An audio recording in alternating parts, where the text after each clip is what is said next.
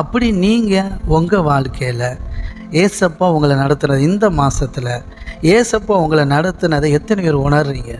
கர்த்தர் எனக்கு ஃபேவராக இருக்கிறார் பிரதர், எனக்கு தெரியுது, எனக்கு பண தேவையை சந்திக்கிறாரு, என்னுடைய இருதயத்தை தெரிஞ்சு புரிஞ்சு விருப்பங்களை நிறைவேற்றுறாரு.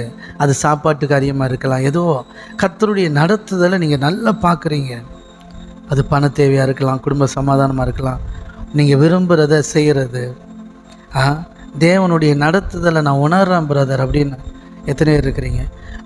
தேவன் என்னை நடத்துகிறத நான் பார்க்குறேன், பண விஷயத்தில் தேவையை சந்திக்கிறார் நான் பார்க்குறேன், அதாவது கடன் வாங்காமல் அற்புதமாக சந்திக்கிறாரை நான் பார்க்குறேன் அப்படின்னு எத்தனை பேர் ஃபீல் பண்ணுறீங்க? அப்போது உண்மையிலே நீங்கள் ஃபீல் பண்ணுறீங்க தானே? கரங்களை தட்டி கர்த்தருடைய நாமத்தை மேம்படுத்தும். அதுதான் தேவனுடைய கிருபை, இதுதான் தேவனுடைய கிருபை. புரியுதுங்களா? இதுதான் தேவனுடைய கிருபை. தேவன் உங்கள் மேலே அன்பாக இருக்கிறதுங்கிறத நீங்கள் ஃபீல் பண்ணுறீங்க. புரியுதுங்களா? தேவன் உங்கள் மேலே அன்பாக தான் இருக்கிறார், தேவன் உங்கள் மேலே ரொம்ப பிரியமாக இருக்கிறார்.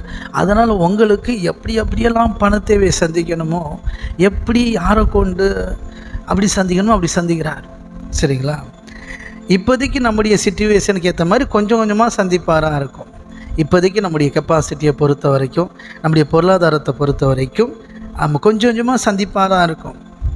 நான் சொல்கிறேன், எழுதி வச்சுக்கோங்க. இன்றைக்கி கொஞ்சம் கொஞ்சமாக தேவையை சந்திக்கிற இடத்துல இருப்பீங்களா இருக்கும்.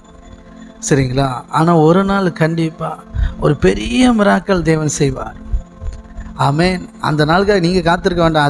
அது அந்த நாள் அது காத்திருக்கும் ரெடியாக. ஆஹா, நம்ம இந்த நாள் தான் ஆசீர்வதிக்க போகிறோம் அப்படின்னு அது ரெடியாக இருக்கும். நீ